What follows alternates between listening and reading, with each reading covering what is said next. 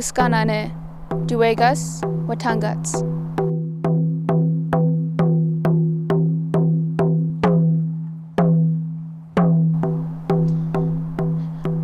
When I see myself in my regalia, I feel beautiful, calm, and collected. When I look in the mirror, I feel so proud to be who I am. I dance for those who cannot. I dance for the healing of myself and others. Regalia is sometimes passed down. It's handmade with care, love, and good thoughts for the person it's being made for. We are told that our regalia represents our spirit. We must respect and honor the regalia because everything on it has a purpose. When I dance, I think of the people in residential school who couldn't dance, speak our native language, or do anything that resembled our culture in the slightest, in fear of being punished. For so long, our people suffered. When the first residential school opened up, little did we know that 160 years worth of pain, trauma, and suffering and slavery was about to happen.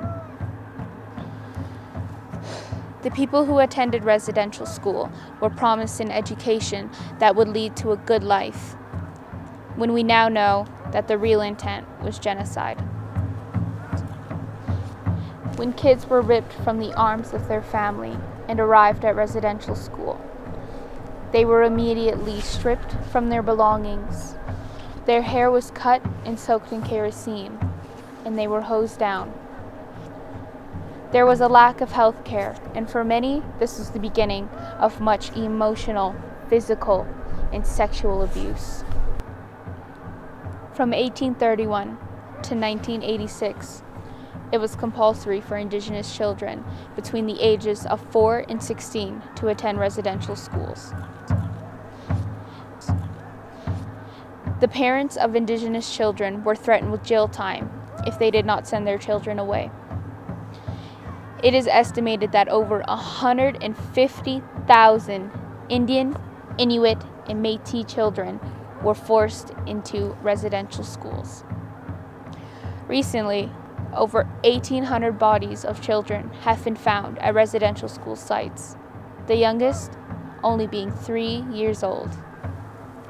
Had the bodies of those innocent children not been found, their souls would remain on the earth, roaming around, remembering what they've been through.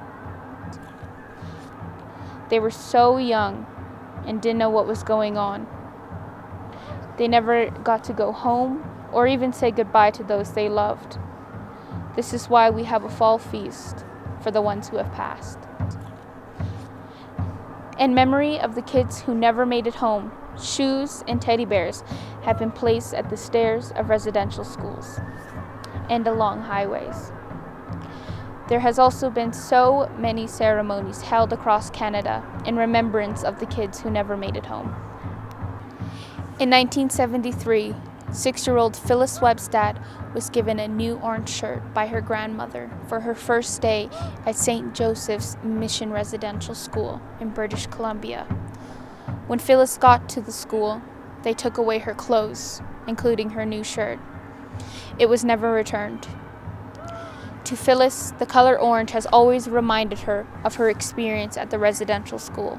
And as she said, how my feelings didn't matter, how no one cared, and I felt like I was worth nothing. All of us little children were crying, and no one cared. Orange Shirt Day is a day of remembrance for those who attended residential school, to honor the survivors and the ones who never made it home. Now, in 2021, the Canadian government has finally declared the 30th of September a day to acknowledge the truth and reconciliation.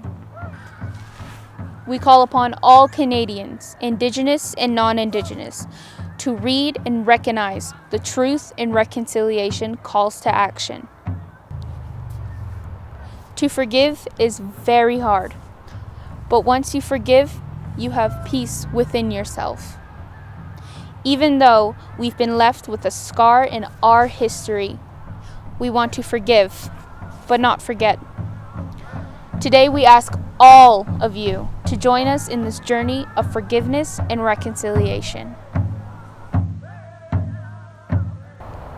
Ambathits, Ozaza and Magyabits, Yithka Himachats. Good day, my name is Malika and I'm Stony. Ambawathdets, Ohadisa and Magyabits, Iyithka Hemachats. Good day, my name is Sunset and I am Stony. Ambathinu, Wagia, Imagyabit, Yithka, Hemachats. Good day, I'm Rashan and I am Stony. And we are proud to be Indigenous.